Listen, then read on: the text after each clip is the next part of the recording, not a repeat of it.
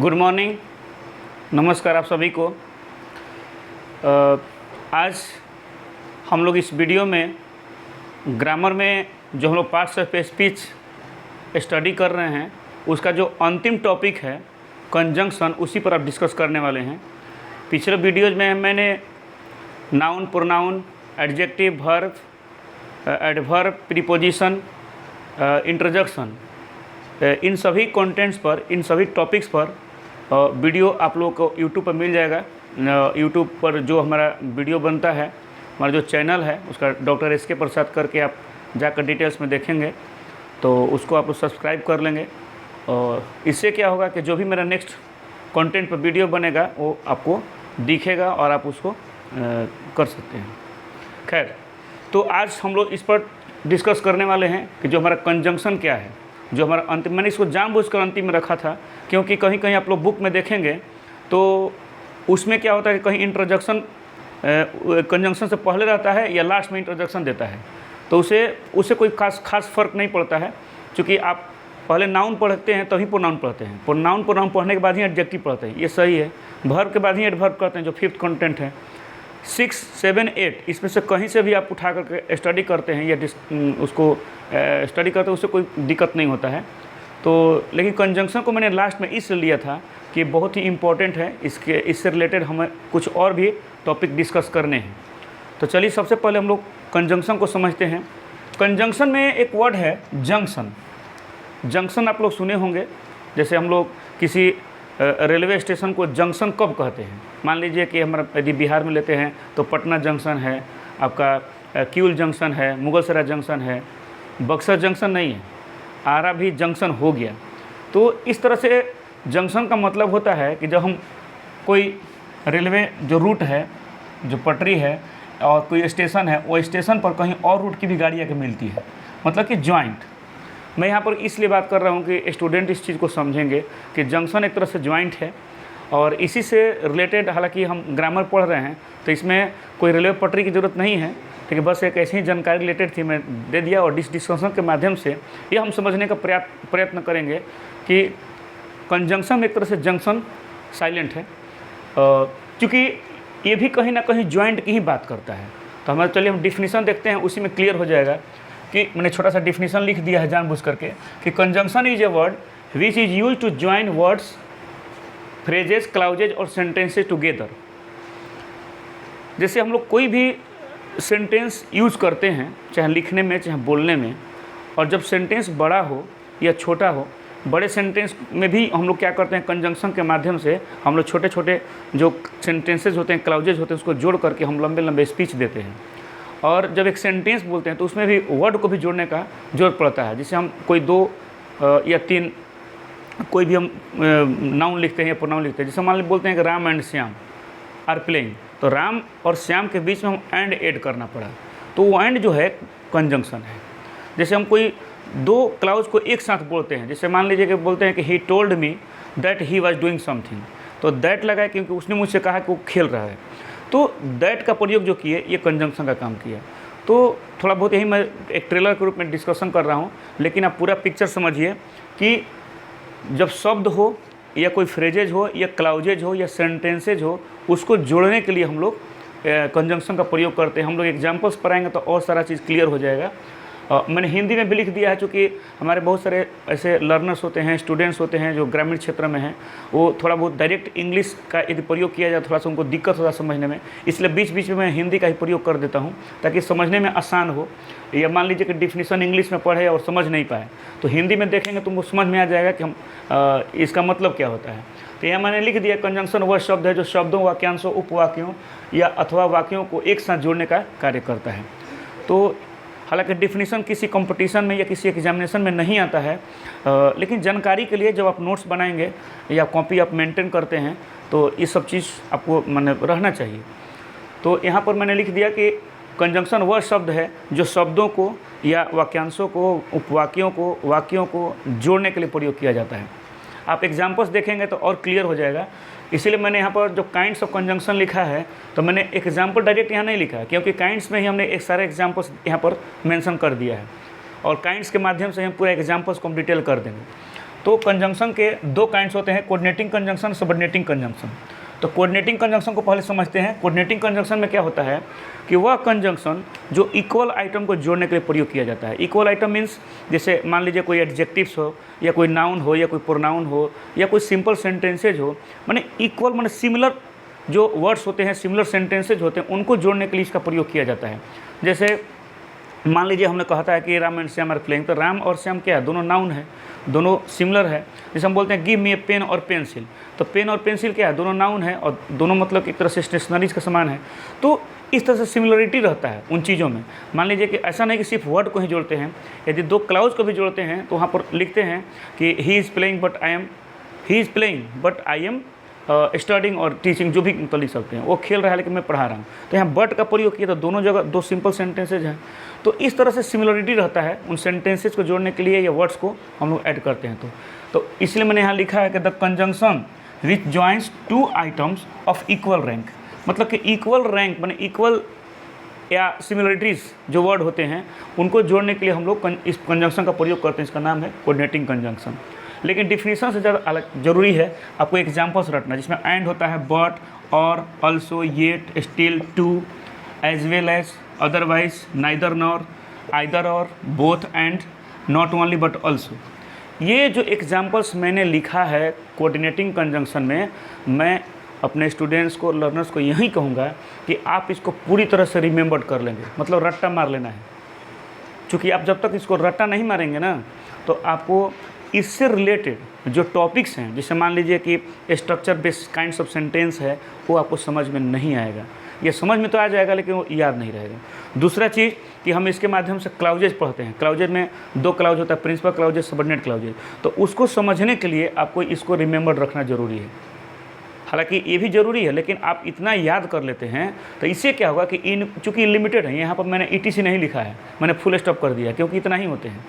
लेकिन subordinate conjunction में मैंने यहाँ पर सबऑर्डिनेटिंग कंजंक्शन का जो मैंने एग्जांपल लिखा है, यहाँ पर मैंने ETC लिखा है, यानी कि और भी हो सकते हैं। तो इसलिए यहाँ पर थोड़ा समझने की ज़रूरत है। कोऑर्डिनेटिंग कंजंक्शन में जितने भी एग्जांपल्स दिए हुए हैं, and, but, or, also, yet, still, too, as well as, otherwise, neither nor, either or, both and, not only but also, इसको मैं स्टूडेंट्स को यही सलाह दूंगा कि इसको रट्टा मार लीजिए कि बस इतना ही कोऑर्डिनेटिंग कंजंक्शन होता है। रट्टा मारने की मैं बात क्यों कह रहा हूँ, ये मैं थोड़ा देर में डिस्कस करूँगा। तो ये होते हैं कोऑर्डिनेटिंग कंजंक्शन। इसका हिंदी भी जानना ज़रूरी है, क्योंकि हिंदी जानेंगे तो आपको सेंटेंसेज में उसको कंजक्ट करके आप डिफरेंट क्लाउजेस को या सेंटेंस को एक साथ जोड़ करके आप बड़े बड़े सेंटेंस बना सकते हैं। एंड का जानते हैं, और होता है बट, लेकिन, और मतलब या होता है, ऑल्सो मतलब भी होता है, येट मतलब तथापि जिसे बोलते हैं, स्टिल मतलब कि फिर भी, अभी तक बोलते हैं, टू मतलब कि यहाँ पर दो मीनिंग होता है, भी होता है और आवश्यकता से ज़्यादा भी होता है। तो आवश्यकता से ज़्यादा जब हम यूज़ करेंगे तो वो एडवर्ब के रूप में यूज हो जाता है।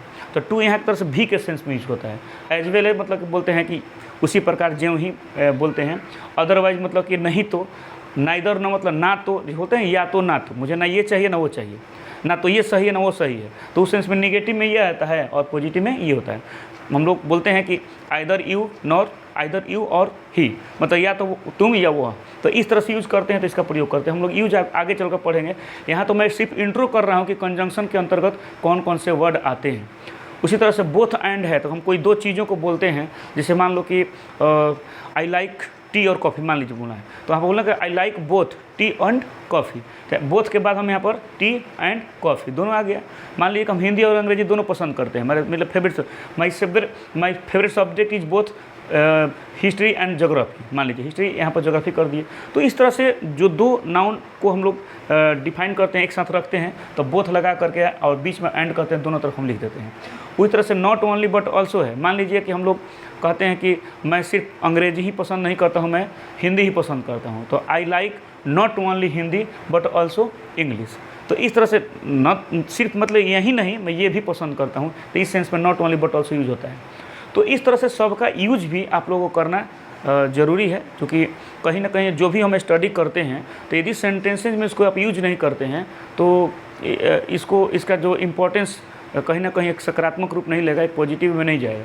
तो मैं स्टूडेंट से यही कहूँगा कि जितना ही वर्ड्स ये दिए हुए हैं ना, इस पर एक एक सेंटेंस आप बनाकर अवश्य देखेंगे कि बन रहा है कि नहीं बन रहा है तो आप ज़रूर कमेंट बॉक्स में लिखिएगा, मैं उसको डिटेल कर दूँगा। क्योंकि यहाँ पर मैं सेंटेंसेज एक एक करके बनाऊँगा तो बहुत ज़्यादा लंबा वीडियो बन जाएगा। कोड सबऑर्डिनेटिंग कंजंक्शन होता है, यहाँ पर मैंने वर्ड यूज़ किया है the conjunction which joins a subordinate clause to principal clause. अब सोच रहे होंगे कि लाई इसमें नया वर्ड कहाँ से डाल दिए, क्लाउज। एक यहाँ पर सबऑर्डिनेट क्लाउज कर दिए प्रिंसिपल क्लाउज, ठीक है। डिफिनेशन तो दे दिए कि सबऑर्डिनेट क्लाउज को प्रिंसिपल क्लाउज से जोड़ते हैं, उसे हम लोग सबऑर्डिनेटिंग कंजंक्शन कहते हैं। लेकिन प्रश्न यहाँ भी आ जाएगा स्टूडेंट्स के लिए, लर्नर्स के लिए, कि आखिर सबऑर्डिनेट क्लाउज क्या है, प्रिंसिपल क्लाउज क्या है। तो मैं दोनों एक साथ में कर दूंगा। पहले यहाँ पर हम लोग एग्जाम्पल देख लेते हैं कि ये तो समझ गए होंगे कि कंजंक्शन क्या है। जैसे अभी तक मैं डिस्कस कर रहा हूँ कि कंजंक्शन हम लोग शब्दों को, वाक्यों को, उपवाक्यों को, ये फ्रेजेस को हम लोग जोड़ने के लिए प्रयोग करते हैं। तो जोड़ने के लिए ये सब भी आते हैं और ये सब भी आते हैं, तो ये सब कोऑर्डिनेट कहलाते हैं, ठीक है। मैंने क्यों कहलाते हैं, जैसे मैंने बताया कि इक्वल रैंक के आइटम्स को जोड़ते हैं, चाहे वो नाउन हो, चाहे प्रोनाउन हो, चाहे कोई सिंपल सेंटेंसेज हो, एडजेक्टिव्स हो, जो भी करते हैं। तो ये होता है कोऑर्डिनेटिंग कंजंक्शन। इसमें क्या होता है कि कोई सिमिलरिटी ज़रूरत नहीं है। आप एक तरफ से कोई इंडिपेंडेंट एक क्लाउज लिखते हैं जिसको हम लोग प्रिंसिपल क्लाउज कहते हैं, और उस पर डिपेंडेंट कोई भी हम क्लाउज एक लिख सकते हैं जो सिमिलरिटी ज़रूरी नहीं है। तो इस तरह से ये बनता है। हालांकि उस तरह से डिफाइन करना उचित नहीं है, क्योंकि उसके भी अलग मायने हैं, उसके इंपॉर्टेंस अलग हैं। लेकिन आप जो सेंटेंसेज में यूज़ करेंगे तो क्लियर हो जाएगा।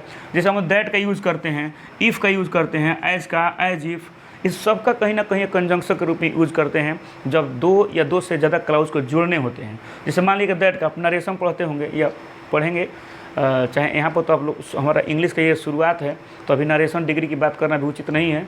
तो यही कहेंगे कि जब हम लोग बड़े सेंटेंस बोलते हैं तो दैट का प्रयोग करते हैं, या इन सभी कंजंक्शन का प्रयोग करते हैं ज़रूरत के, रिक्वायरमेंट के ही सापेक्ष में। तो यहाँ पर जैसे दैट है तो he told me that he was reading, उसने कहा कि वो लिख रहा था। तो इस तरह से दैट का प्रयोग करते हैं कि मैं जानता हूँ कि आप एक अच्छे इंसान हैं, मैं I know that you are a good man. तो यहाँ पर दैट का प्रयोग कि मैं जानता हूँ और आप अच्छे इंसान हैं, दोनों को जोड़ने के लिए मैंने दैट का प्रयोग किया। तो इस तरह से जैसे इफ़ है तो बोलते हैं कि इफ़ आई आर ए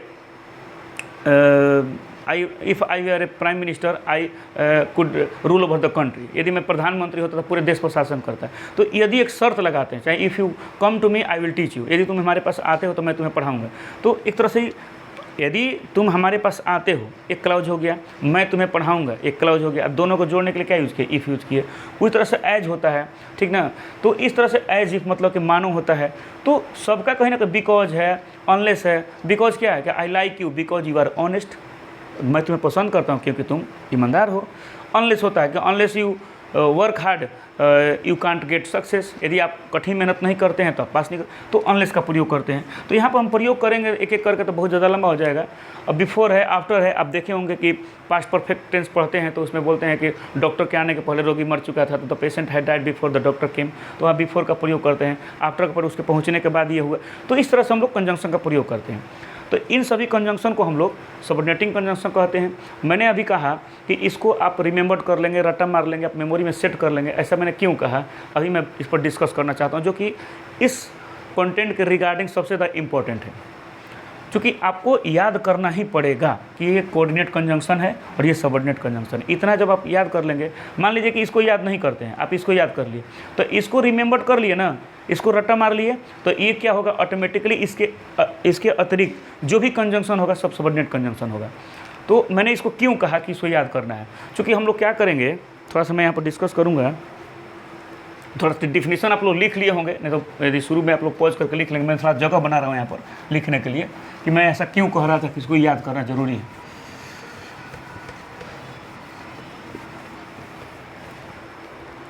चूँकि आप कोऑर्डिनेट कंजंक्शन को रट लेते हैं तो इससे क्या होगा कि हम लोग स्ट्रक्चर बेस्ड जो सेंटेंस के काइंड्स होते हैं चार, जैसे मान लीजिए होते हैं सिंपल सेंटेंस होते हैं, सेकेंड होते हैं कंपाउंड सेंटेंस होते हैं, थर्ड होता है कॉम्प्लेक्स सेंटेंस, और फोर्थ होता है मिक्स सेंटेंस। मैं इसकी बात इसलिए कहता हूँ कि हम लोग सिंटेक्स में पढ़ते हैं, लेकिन यहाँ पर यदि आपने ये समझ लिया तो इसको समझना आपका 2 मिनट का काम है। कभी कभी क्या होता है कि आप बुक में पढ़ेंगे तो बहुत ज़्यादा लंबा दिया हो रहेगा, या टीचर ट्यूशन भी कुछ लोग पढ़ाते हैं तो बहुत पता नहीं 5-6 दिन तक पढ़ाते हैं, ज़्यादा उसमें विद्वान बनने की आवश्यकता नहीं है।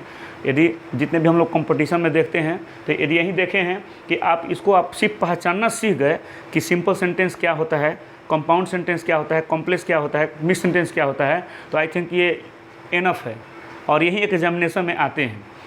यदि आप पहचानना सीख गए तो आप सेंटेंस बनाना भी सीख जाएंगे ना।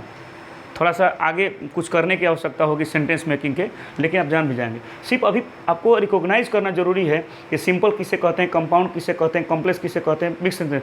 चूँकि यहाँ पर मैंने ऑलरेडी लिखा हुआ है, इसीलिए मैंने सोचा कि मैं इस पर थोड़ा सा डिस्कस कर दूँ ताकि अभी आपका दिमाग में कॉन्सेप्ट बन जाए कि इन चारों का हम कैसे मतलब समझ सकते हैं, पहचान कैसे कर सकते हैं। देखिए, अब मैं यहाँ पर बुक का कोई डिफिनीशन नहीं बताऊंगा, आपको सिर्फ मैं हिंट दूंगा ताकि इससे क्या होगा कि आप सेंटेंस पहचान भी लेंगे और सेंटेंस बना भी सकते हैं।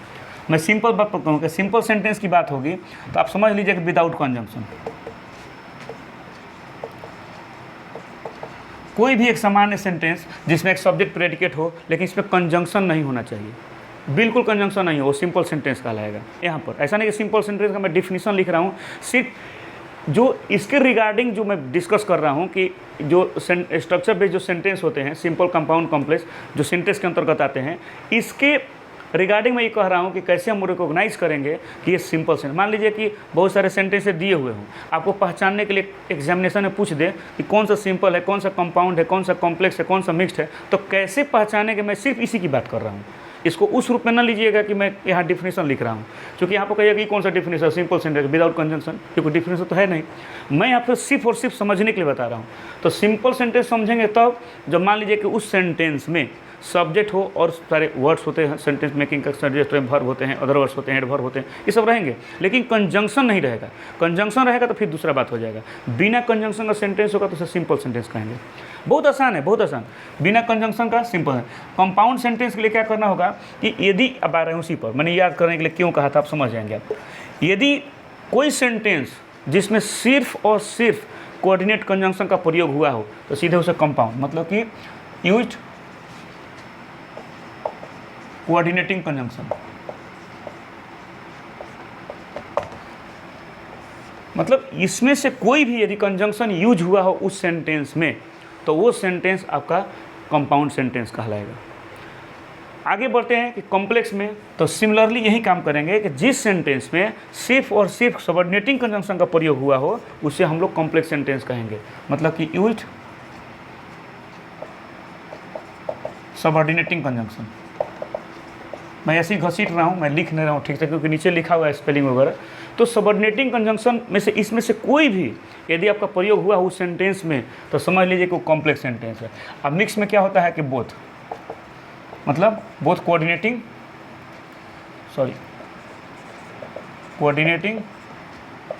एंड सबऑर्डिनेटिंग कंजंक्शन, मतलब ये दोनों यूज होना चाहिए। अब दोनों में से कितना कितना ये कोई कंडीशन नहीं है, कम से कम एक। यदि मान लीजिए कि कोई ऐसा बड़ा सेंटेंस है जिसमें एक कोऑर्डिनेटिंग है या सबऑर्डिनेटिंग एक से ज़्यादा है तो कोई फ़र्क नहीं पड़ता है, या ये एक है ये एक से ज़्यादा है कोई फ़र्क नहीं पड़ता है। एटलीस्ट वन दोनों में से होना चाहिए, इसमें से एक कम से कम होना चाहिए। बाकी ज़्यादा से ज़्यादा कितनों हो जाए उससे कोई फ़र्क नहीं पड़ता है, लेकिन दोनों यदि कंजंक्शन उस सेंटेंस में यूज हो गया तो समझ लेंगे कि मिक्स सेंटेंस। वैसे मिक्स का मतलब समझ रहे हैं, मिक्स हो गया तो दोनों मिक्स हो गया। तो इस तरह से तो पहचानने मुझे नहीं लगता किसी प्रकार की कोई प्रॉब्लम होगी। मैं ऐसे ही थोड़ा सा जगह नहीं है लेकिन भरवाली में एग्जांपल देता हूँ। जैसे मान लीजिए हम सिंपल सेंटेंस लिखना होगा तो हम लिख सकते हैं कि he is a teacher, he is a student, कुछ भी लिख सकते हैं। अब इसमें तो कोई कंजंक्शन है नहीं। अब मान लीजिए हम कंपाउंड लिखना होगा तो लिख सकते हैं कि I am a teacher and you are a doctor. मैं शिक्षक हूँ और आप एक डॉक्टर हैं, तुम एक डॉक्टर हो, ये लिख सकते हैं। तो एंड का प्रयोग कर दिए तो ये हमारा कंपाउंड हो जाएगा, ये सिंपल हो गया। अब कॉम्प्लेक्स लिखना होगा तो लिख सकते हैं कि he told me that he was doing something, doing his duty, मान लीजिए कुछ भी। तो यहाँ दैट का प्रयोग कर दिए तो यहाँ पर एक क्लाउज हो गया, कि यहाँ क्लाउज हो गया और दैट कंजंक्शन का प्रयोग कर दिए तो ये कॉम्प्लेक्स हो गया। और मिक्स सेंटेंस कैसे करेंगे? मिक्स सेंटेंस में हमको दोनों का प्रयोग करना है। जैसे मान लीजिए कि हम लिख सकते हैं कि यहाँ पर जगह तो नहीं है, यहाँ मैं लिख देता हूँ।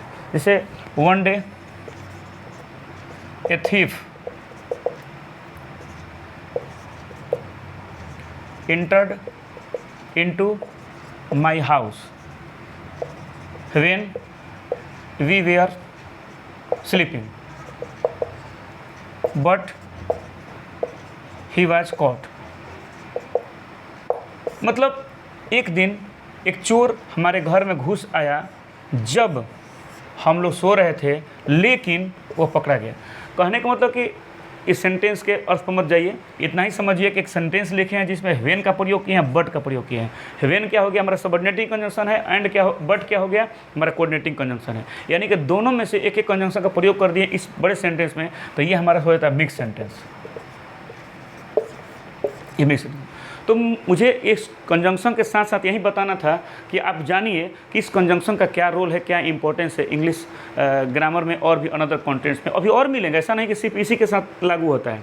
एक तो सेंटेंस मेकिंग में आपको बार बार एक रिक्वायरमेंट होगी इन एग्जाम्पल्स की, और सेकेंड यहाँ पर बेस्ट था क्योंकि बहुत ही इंपॉर्टेंट टॉपिक है सिंपल, कंपाउंड, कॉम्प्लेक्स और मिक्स सेंटेंस रिकॉग्नाइज करना। तो मैंने सोचा कि सिंपली बताया जा सकता है, तो मैंने यहाँ पर डिस्कस कर दिया और आप इसको बढ़िया समझ सकते हैं कि बिना कंजंक्शन का कोई सेंटेंस रहेगा सिंपल, यदि कोऑर्डिनेटिंग कंजंक्शन यूज हो गया तो कंपाउंड, यदि सबऑर्डिनेटिंग कंजंक्शन यूज हो गया तो कॉम्प्लेक्स, और दोनों में से कोई ना कोई एक को यूज हो गया तो मिक्स सेंटेंस। बहुत सिंपल है, आप सेंटेंस बना करके देख सकते हैं। यहाँ पर मैं एक चीज़ और डिस्कस करना चाहूँगा जो मैंने अभी शुरू में कहा था कि इसको समझना जरूरी है, सबऑर्डिनेटिंग क्लाउज और प्रिंसिपल क्लाउज। हालांकि क्लाउज बहुत ही ईजी है, तो थोड़ा सा मैं यहाँ पर डिस्कस कर दूँ शॉर्ट में। तो चूँकि ज़्यादा मैं बड़ा वीडियो नहीं करना चाह रहा था, लेकिन मैं यहाँ पर थोड़ा सा डिस्कस कर दूँ क्योंकि इसी से रिलेटेड है, सामने रहेगा तो आपको अच्छा समझ में आएगा। जैसे हमने कहा कि प्रिंसिपल क्लाउज और सबऑर्डिनेट क्लाउज क्या है, क्योंकि इसको नहीं समझेंगे तो इसको डिफिनीशन को समझेंगे नहीं, चाहे एग्जांपल्स को आप सिर्फ रट्टा मार लेंगे, लेकिन ये मैटर को नहीं समझेंगे। तो ये जानना जरूरी है, क्योंकि पहले समझिए कि क्लाउज क्या है। मैं यहाँ लिखूँगा नहीं, लिखूँगा तो बहुत ज़्यादा डिस्कशन करना पड़ेगा, पूरे यहाँ पर ज़्यादा समय लग जाएगा। क्लाउज क्या होता है कि एक तरह से वो सेंटेंस ही होता है, एक तरह से या तो सिंपल सेंटेंस है या एक बड़े सेंटेंस का यानी कंपाउंड कॉम्प्लेक्स का एक पार्ट होता है। जैसे अभी मैंने एक सेंटेंस लिखा था कि मैंने मिटा दिया, मैं यहाँ लिख देता हूँ फिर से।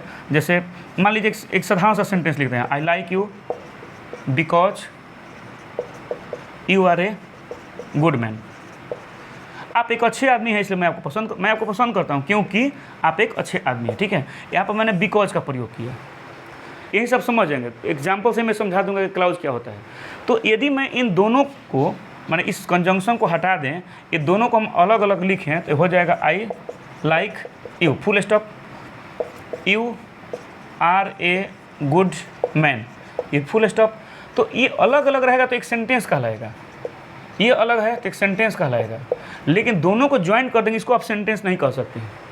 आप आई लाइक को सेंटेंस नहीं कह सकते हैं क्योंकि सेंटेंस के लिए आपको यहाँ पर एक फुल स्टॉप चाहिए था, यहाँ फुल स्टॉप नहीं है। तो इस बड़े पूरे कंजंक्शन के माध्यम से जो बड़ा सेंटेंस है तो ये पूरे का पूरा को सेंटेंस कहेंगे, तो यहाँ सेंटेंस हुआ। लेकिन ये सेंटेंस था यहाँ पर अलग, लेकिन यदि बड़े सेंटेंस का मतलब इस कॉम्प्लेक्स सेंटेंस का एक पार्ट हो गया तो ये आपका क्लाउज कहलाएगा। और यहीं पर क्लियर हो जाएगा कि प्रिंसिपल क्लाउज कौन है, सबऑर्डिनेट क्लाउज कौन है। ये भी एक क्लाउज कहलाएगा, you are a good man, ये भी एक क्लाउज कहलाएगा। लेकिन अब प्रश्न होता है कि इसका जो दो पार्ट बता रहे हैं सबऑर्डिनेटिंग क्लाउज और प्रिंसिपल क्लाउज क्या है, तो यहाँ पर बहुत ईजी है कि जो क्लाउज माने एक बड़ा सेंटेंस में कहीं ना कहीं कंजंक्शन रहेगा, तो यदि सबऑर्डिनेटिंग कंजंक्शन के बाद वाला जो क्लाउज होता है वही सबऑर्डिनेट क्लाउज होता है। तो यहाँ पर सबऑर्डिनेटिंग क्लाउज है ना, कंजंक्शन है ना, तो यहाँ से ले करके यहाँ तक मैं एक नेक्स्ट वीडियो इस पर बनाऊंगा क्योंकि बच्चों को जानना जरूरी होता है, क्योंकि इंटर के एग्जामिनेशन में और कंपटीशन में आते हैं कि फाइंड आउट प्रिंसिपल क्लाउज और फाइंड आउट सबऑर्डिनेट क्लाउज। तो यहाँ पर आप लोग जब सबऑर्डिनेटिंग कंजंक्शन के बाद वाले जो क्लाउज को हम लोग सबऑर्डिनेटिंग क्लाउज कहते हैं, और जो इंडिपेंडेंट होता है, जैसे मान लीजिए कि उसके पहले कोई कंजंक्शन नहीं होता है, तो ये समझ लीजिएगा प्रिंसिपल क्लाउज। मैं बार बार कहता हूँ कि मैं बुक की चीज़ नहीं बता रहा हूँ। बुक की चीज़ मतलब कि जैसे होता है कि बुक में डिफिनीशन लिखा हुआ है कि कैसे, अब जाकर निकालिएगा बुक में कि प्रिंसिपल क्लाउज किसे कहते हैं, कि लंबा चौड़ा लेक्चर झड़ा होगा उसमें। तो उस सब पढ़ते रहिए, आपके पढ़ने के लिए मैं रोक नहीं रहा हूँ, आप स्टडी कीजिए, उसमें बहुत ज़्यादा ज्ञान हो जाएगा। लेकिन मैं कोशिश करता हूँ कि बड़ी बड़ी चीज़ों को कम शब्दों में या कम समय में उसको हम लोग डिफाइन कर दूँ, so that you may understand what is the real concept of this topic. मतलब कि प्रिंसिपल क्लाउज पहचानना है तो बताइए हमको पूरा ऐसे रटने की क्या आवश्यकता। हम एक बार जान गए कि कोई भी ऐसा बड़ा सेंटेंस, जो एक सिंपल सेंटेंस ही होता है, एक बड़े सेंटेंस का एक पार्ट होता है जिसमें कम से कम एक सब्जेक्ट एक प्रेडिकेट होना जरूरी है। ठीक है। ऐसा नहीं कि सेंटेंस में से कहीं से एक गुड मैन उठा लीजिए तो आपका क्लाउज हो जाएगा, ऐसा नहीं है। कम से कम एक सब्जेक्ट और एक प्रेडिकेट होना जरूरी है, और वो बड़े सेंटेंस का एक पार्ट हो सकता है, उसको हम लोग क्लाउज कह सकते हैं। ये सिंपल जितना सेंटेंस होता है ना, मान लीजिए अलग है, इसको सेंटेंस भी कहेंगे, क्लाउज भी कहेंगे, ये भी एक जरूरी, क्योंकि एक सेंटेंस में सब्जेक्ट है और एक प्रेडिकेट है, तो इसको हम लोग सेंटेंस भी कहेंगे, सिंपल सेंटेंस भी कहेंगे, क्लाउज भी कहेंगे। लेकिन इस बड़े सेंटेंस का जब यही सेंटेंस भाग हो गया है तो इसको हम सेंटेंस नहीं कह सकते हैं, इसको सिर्फ और सिर्फ क्लाउज कहेंगे। इसको भी क्लाउज कहेंगे, इसको प्रिंसिपल क्लाउज कहेंगे, क्योंकि यह इसके पहले कोई कंजंक्शन नहीं है, लेकिन इसके पहले कंजंक्शन है, सबऑर्डिनेट कंजंक्शन है, तो सबऑर्डिनेट क्लाउज हो जाएगा। तो यही होता है सबऑर्डिनेट क्लाउज, और ये होता है प्रिंसिपल क्लाउज। तो एक चीज़ और आप सोच रहे होंगे कि मान लीजिए कि किसी क्लाउज के पहले यदि कोऑर्डिनेट कंजंक्शन आ जाए तो उसको क्या कहेंगे, उसको भी प्रिंसिपल क्लाउज कहेंगे। जैसे मान लीजिए कि यहाँ पर लिखे थे, कहाँ लिखे हैं, I am a teacher and you are a doctor, तो यहाँ पर दोनों प्रिंसिपल क्लाउज है, बस ये ध्यान रखिएगा, दोनों प्रिंसिपल क्लाउज है, यहाँ पर सबऑर्डिनेट क्लाउज नहीं है। क्योंकि कोऑर्डिनेटिंग कंजंक्शन से स्टार्ट कोई सेंटेंस रहेगा, या मान लीजिए कि बड़ा सेंटेंस है और बीच में कोऑर्डिनेटिंग कंजंक्शन का प्रयोग है और दो या दो से ज़्यादा क्लाउजेज जुड़े हुए हों, तो प्रत्येक क्लाउज वो प्रिंसिपल क्लाउज ही कहलाएगा, जब तक कि सिर्फ और सिर्फ कोऑर्डिनेटिंग कंजंक्शन का प्रयोग हो। लेकिन जैसे ही सबऑर्डिनेटिंग कंजंक्शन का प्रयोग हो, उसके बाद कोई क्लाउज दिया हुआ हो, तो सबऑर्डिनेट क्लाउज कहलाएगा। अब पहचानने में क्या दिक्कत है आपको? और क्लाउज आप समझ गए होंगे कि क्लाउज या तो एक सिंपल सेंटेंस होता है, या एक कंपाउंड या कॉम्प्लेक्स सेंटेंस का एक पार्ट होता है जो किसी कंजंक्शन से शुरू नहीं होता है, वो होता है प्रिंसिपल क्लाउज। और जो सबऑर्डिनेटिंग कंजंक्शन से शुरू होता है सबऑर्डिनेट क्लाउज, या कोऑर्डिनेटिंग कंजंक्शन शुरू होता है तो वही प्रिंसिपल क्लाउज कहलाता है। बस इस बात को बार बार आप थोड़ा सा मेरे बात को रिपीट करके सुन लेंगे तो मेरे समझ से इसका कॉन्सेप्ट क्लियर हो जाएगा कि क्लाउज क्या होता है, प्रिंसिपल क्लाउज क्या होता है, सबऑर्डिनेट क्लाउज, यही पहचानने के लिए आता है। इस पर फिर मैं कभी वीडियो में डिस्कस कर दूंगा, लेकिन आपको आज मैंने ये समझाने का कोशिश किया, बताने का कोशिश किया कि कंजंक्शन क्या होता है, कि जो मैं थोड़ा सा रिपीट कर दूँ 1 मिनट में 2 मिनट में, कि शब्दों को या वाक्यांशों को या उपवाक्यों को या वाक्यों को जोड़ने के लिए जो प्रयुक्त शब्द होता है ना, वर्ड होता है ना, जो हम इसमें इंग्लिश ग्रामर में यूज़ किया गया पार्ट्स ऑफ स्पीच में, जिसमें मैंने यहाँ पर एग्जाम्पल्स भी लिख दिया है ताकि आपको और क्लियर पिक्चर दिखाई दे कि कंजंक्शन का डिफिनीशन रटने से कोई फायदा नहीं, आपको एग्जाम्पल्स दिखाई देगा तो आपको क्लियर हो जाएगा। तो ये कंजंक्शन के एग्जाम्पल्स हैं, यही सब कंजंक्शन कहलाते हैं। मैंने 2 भाग में इसको बांट दिया कि ये कोऑर्डिनेट है, ये सबऑर्डिनेट है। इसका इंपॉर्टेंस क्या है मैंने अभी डिस्कस किया कि आप स्ट्रक्चर बेस्ड सेंटेंस को काइंड्स को भी डिफाइन कर सकते हैं इसके माध्यम से। और सेकेंडली आप मतलब कि you can understand easily what is the meaning of principal clause and what is the meaning of subordinating clause. तो इस क्लाउज को भी समझ सकते हैं और इसको समझने का आप लोग कोशिश करेंगे। और फिर यदि कोई किसी प्रकार का कोई डिफ़िकल्टीज या कोई प्रॉब्लम फील हो रहा हो तो please try to comment, to write something in comment box. I must declare in next video. तो आप लोग को मैंने इतना ही बताने का मैंने कोशिश किया, और मैं थोड़ा सा ज़्यादा वीडियो को लंबा नहीं करूँगा। तो बहुत बहुत धन्यवाद, मेरे थैंक्स। एंड फिर मिलते हैं नेक्स्ट वीडियो में। हम लोग सेंटेंस के चूँकि पार्ट्स ऑफ स्पीच हमारे यहाँ फिनिश हो जाता है। पिछला वीडियो जो आप देख सकते हैं पूरे ये लास्ट था ये कंजंक्शन, इसके बाद मैं सेंटेंस पर आऊँगा। लेकिन यदि सेंटेंस और पार्ट्स ऑफ स्पीच के बीच में यदि कुछ ऐसा टॉपिक या कोई ऐसा कंटेंट मिलता है जिस पर डिस्कस करना ज़रूरी है तो मैं कोशिश करूंगा कि एक वीडियो छोटा सा और उस पर बनाऊं जिसमें आपको सिंपल, कंपाउंड, कॉम्प्लेक्स, मिक्स को और भी क्लियर करूं और क्लाउजेस को क्लियर करूं। क्योंकि कंपटीशन में या एग्जामिनेशन में यही चीज़ तो पूछते हैं। पार्ट्स ऑफ स्पीच क्या है, मतलब कि only to know the grammatical name of each word use in the different kinds of sentences. मतलब कि एक तरह से इंट्रो है, इंट्रोडक्शन है कि ग्रामेटिकली इस वर्ड को हम किसको नाउन कहते हैं, किसको प्रोनाउन कहते हैं, किसको एडजेक्टिव कहते हैं, वर्ब किसको कहते हैं। मतलब कि एक पात्र परिचय जिसे बोलते हैं ना कि कहानी में, उस तरह से ये वर्ड का परिचय है लिटरेचर में, जिसके माध्यम से ग्रामर के अनदर कंटेंट्स को ईजिली समझते हैं और आगे हम लोग अपना स्टडी कंटिन्यू करते हैं। चलिए बहुत बहुत धन्यवाद, थैंक्स। फिर मिलते हैं। Okay, thank you.